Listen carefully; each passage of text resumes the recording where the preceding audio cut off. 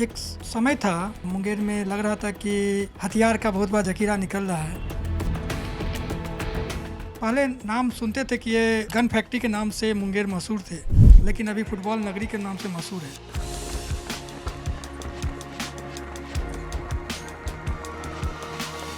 इस ग्राउंड के लिए, इस समाज के लिए, इस घर के लिए फुटबॉल ही सब चीज़ है।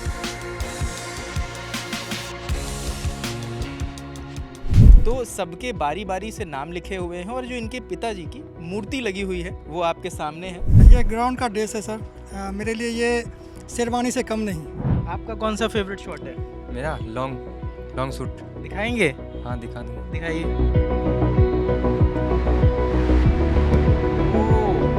मेरे हाथ से पूरा ब्लड निकल रहा था, लेकिन तब भी हम बड़े भैया से बोल रहे थे, भैया हम फुटबॉल खेलेंगे कि नहीं खेलेंगे। मेरा भी अपना फैशन था कि हम भी देश के लिए, देश का प्रतिनिधित्व करें, लेकिन वैसा ग्राउंड नहीं मिल पाया, वैसा माहौल नहीं बन पाया। लेकिन एक तमन्ना है कि हम अपने एकेडमी से किसी को अपने देश का प्रतिनिधित्व जरूर करवाएं। फुटबॉल एक नशा, फुटबॉल एक पैसा है, फुटबॉल एक मंदिर की तरह है। Brought to you by Rajnivas Elaichi and Saluja Gold.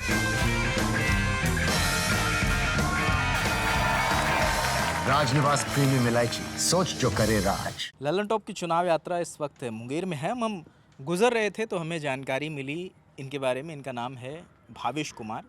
और भावेश जी का अगर हल्का सा शुभ हम अपना कैमरा घुमाएंगे तो आपको ये घर दिखेगा जिसमें तमाम फुटबॉल लगी हुई हैं। ये लाइट्स हैं जो रात में जलती हैं। और ये जहाँ पर हम खड़े हुए हैं ये एक बड़ा सा फुटबॉल है। और तमाम जिधर भी नज़र आप घुमाएंगे फुटबॉल के कुछ ना कुछ तस्वीरें या उसके अंश। और सामने तो वो फुटबॉल ग्राउंड की एक तस्वीर है कि ऐसा ही मोटा माटी ग्राउंड होता है। तो भावेश जी, इसका क्या कहानी है, क्या स्टोरी है इसके पीछे की? पूरा फैमिली फुटबॉल प्लेयर, और इस फैमिली के लिए फुटबॉल ग्राउंड, फुटबॉल एक मंदिर की तरह है। और यहाँ के जो भी हमारे परिवार के सदस्य हैं या इस गांव के जो भी नागरिक हैं, इस मैदान को, जो फुटबॉल मैदान है, एक तरह से लक्ष्मी के रूप में जानते हैं। लक्ष्मी पूजा के जो त्यौहार होता है पहले उस मैदान की पूजा होती है, तब उसके बाद कोई अपने घर में आके पूजा करते हैं। मतलब भावेश जी के बारे में मैं एक दो बातें आपको पहले बता देता हूँ कि इनके घर में जितने सदस्य हैं वो सब फुटबॉल प्लेयर हैं। और उसकी तस्दीक आप अगर उधर चलते हैं भावेश जी, भारत का सबसे भरोसेमंद सलूजा गोल्ड TMT बार, मजबूती सब कुछ है। वो अगर शुभम दिखाएंगे तो सबके बारी बारी से नाम लिखे हुए हैं और जो इनके पिताजी की मूर्ति लगी हुई है वो आपके सामने है। तो एक एक बार परिचय कराएंगे क्या सबसे हमारा? जी जी। हाँ, संजीव कुमार सिंह। संजीव कुमार सिंह अभी वर्तमान में SBI में है, और वो बिहार संतोष ट्रॉफी टीम के 7 बार कैप्टनशिप किए थे और 1 साल ईस्ट बंगाल भी खेले। अभी वर्तमान में वो बैडमिंटन के वेटनर के बिहार टीम के प्रतिनिधित्व कर रहे हैं। ये स्पोर्ट्स कोटा? जी, स्पोर्ट्स कोटा में वो SBI पटना में जॉब कर रहे हैं। अच्छा। और फिर राजीव कुमार सिंह, ये कुमार सिंह CRPF में हैं। वो सेंट्रल टीम के भी प्लेयर रह चुके हैं, जूनियर स्टेट भी खेल चुके थे, और अभी वो वर्तमान में VR लेके अपना बिजनेस कर रहे हैं। अच्छा। और ये आपका है भावेश कुमार, बंटी भी नाम है आपका? जी जी। Bihar junior senior football team captain. और ये पिताजी हैं क्या? ये पिताजी हैं, जो हम लोग को संस्कार और हम लोग के लिए आदर्श हैं, हम लोग के लिए भगवान हैं। ये भी फुटबॉल प्लेयर है? ये भी फुटबॉल प्लेयर और अपने ज़माने के सुपर प्लेयर थे। इनको इस क्षेत्र के लोग इनको अपना आदर्श मानते थे। मतलब इसकी कब से शुरुआत हुई है? आप लोग बचपन से ही देख रहे थे ये सब कुछ? हम लोग जब से जन्म लिए तब से जान रहे कि फुटबॉल फुटबॉल फुटबॉल। और कभी कुछ नहीं खेला? कभी कुछ नहीं खेला। ये हमारे देश में क्रिकेट ज़्यादा खेला जाता है। नहीं, सबके देश में अलग अलग फैशन है, बट इस ग्राउंड के लिए, इस समाज के लिए, इस घर के लिए फुटबॉल ही सब चीज़ है। मतलब मुंगेर में फुटबॉल को लेकर आप लोग बिल्कुल आगे हैं। जी जी, एक बिल्कुल फुटबॉल में आगे। और बिहार का किसी भी एज ग्रुप का टीम बनता है, उसमें मुंगेर के खिलाड़ी जरूर रहते हैं। अच्छा, जैसे यही मैं कई बार इन वीडियोस में, जो मुंगेर से जुड़ी वीडियोस हैं, उनमें कई बार इस चीज़ को मैं दोहरा चुका हूँ कि मुंगेर की पहचान सिर्फ इस चीज़ से नहीं होनी चाहिए कि यहाँ असलहे बनते हैं या जो भी उसका इतिहास रहा, तमाम आरोप लगे, तो ये भी एक इसका परिचय है कि यहाँ एक परिवार ऐसा है जिसके घर के सारे सदस्य फुटबॉल प्लेयर हैं। और ऐसा नहीं है कि वो सिर्फ खेले हैं, खेलने के बाद ये उनका परिचय है कि जो एक फ़ुटबॉल प्लेयर हैं जो सीआरपीएफ में हैं, एक फ़ुटबॉल प्लेयर हैं जो एसबीआई में हैं और एक फ़ुटबॉल प्लेयर हैं जो यहाँ पर एकेडमी चला रहे हैं। वहाँ भी हम जाएंगे, वहाँ बच्चों से भी मिलेंगे जो इनकी एकेडमी में। ड्रेस बदल लिया है ग्राउंड जाने के लिए? बस ये ग्राउंड का ड्रेस है सर। मेरे लिए ये शेरवानी से कम नहीं। नहीं बिल्कुल। और एक चीज़ देखिए, 3 लोगों से हमारा परिचय हुआ, बट ये वाला अभी खाना खा ली है, ये किसके लिए खा ली है? ये हम लोग का माने परिवार का जो धरोहर है, उस धरोहर को इसमें दिखाना है। धरोहर का ये मैं अपने पुत्र के लिए रखे हैं। और पुत्र गुरुवार के दिन जन्म लिया है और गुरुवार के दिन हम नमक नहीं खाते हैं। इसलिए नमक नहीं खाते हैं, उनके लिए एक व्रत रखे हैं। जब तक वो इंडिया नहीं खेलेगा तब तक उस दिन हम व्रत तोड़ेंगे नहीं, नमक खाएंगे नहीं। ये संकल्प है जब तक वो इंडिया नहीं खेलेगा? जी जी बिल्कुल। यही अपनी एकेडमी है? जी सर, ये मेरी अपनी एकेडमी है जिसको निःशुल्क फुटबॉल सिखाते हैं। निःशुल्क चलती है? जी सर, निःशुल्क। कितना बच्चा है यहाँ पर? लगभग 70 से 80 बच्चे हैं। वो तो मतलब हर एज ग्रुप का मुझे लग रहा है, वो छोटे जी सर, अभी बच्चे भी कम आए हैं आज, लेकिन हर एज ग्रुप का बच्चे हैं मेरे पास। अरे मिलते हैं, मिलवाइए बच्चों से। Clapping clapping. अरे वाह, ये हर दिन क्लैपिंग करते हैं, आज खास है? जी सर। नहीं सर।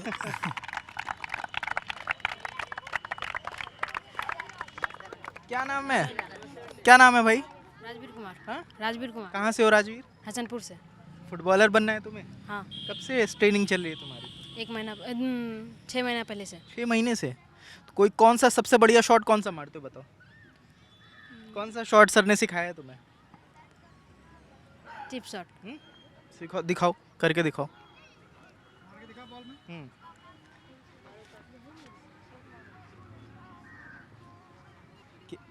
इन्हीं को तो नहीं मार दोगे हमारे कैमरा भाई को?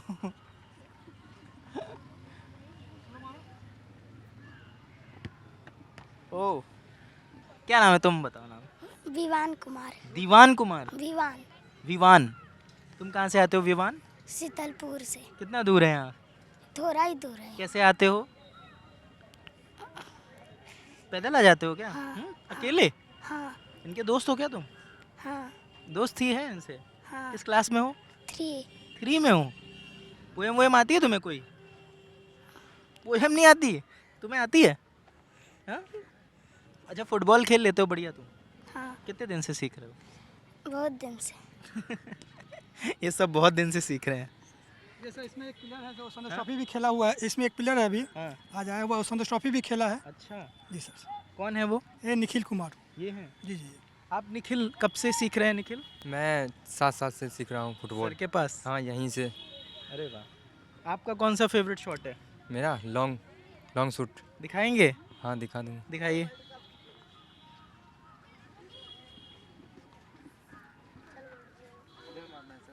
जिधर आपका दिल करे उधर मार दीजिए।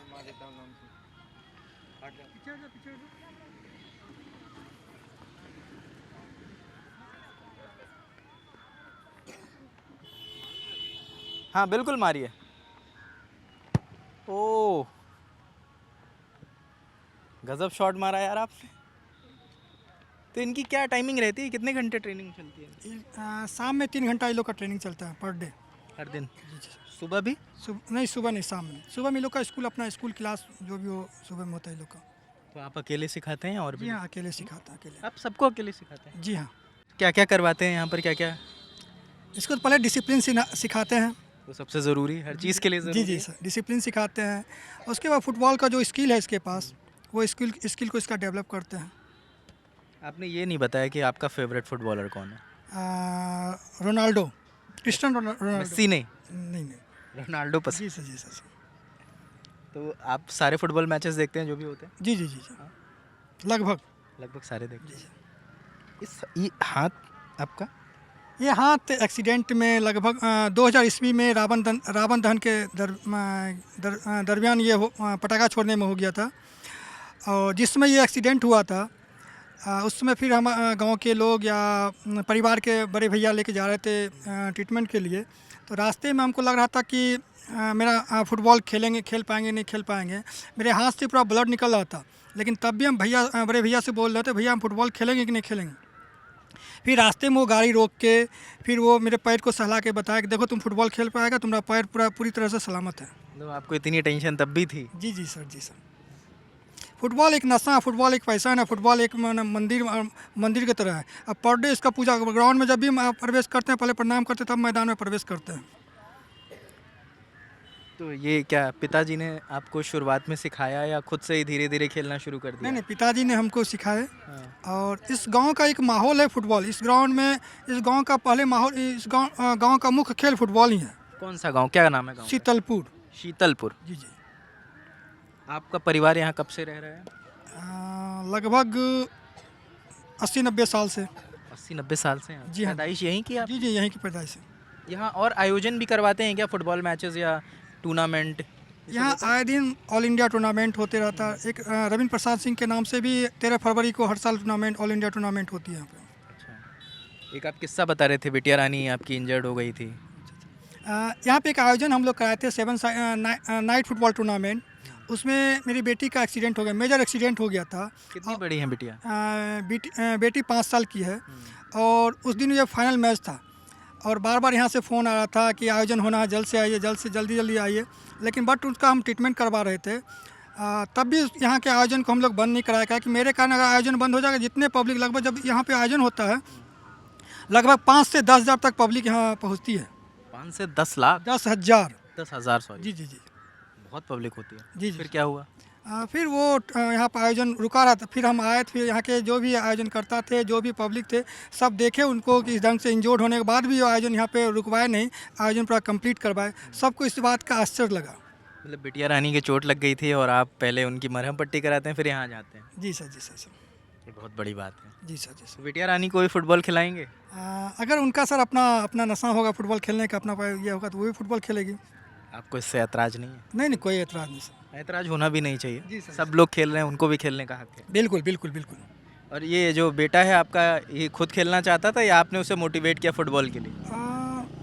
पहले तो सर वो खुद खेलना नहीं चाहता, बट वो जिस समय जन्म लिया उस समय से ही लग रहा था कि वो फुटबॉल खेलेगा, क्योंकि पालने में वो पैर चला रहा था। जी सर, सर। बोले तो जिस समय वो माँ बनने वाली थी उस समय भी हम लोग उनको उनके अति में उनके पैर के पास बॉल लगते थे कि बच्चे में एक नशा हो, उनके भी माहौल एक बने फुटबॉल प्लेयर के जैसा। तो बिटिया रानी के साथ ये नहीं किया आपने? नहीं, बिटिया रानी के साथ ऐसा कुछ नहीं। करना चाहिए, उनको भी तो हक है उस चीज़ का। जी जी जी, बिल्कुल बिल्कुल। बहुत शुक्रिया, आपसे हमें बात करके बहुत बढ़िया लगा।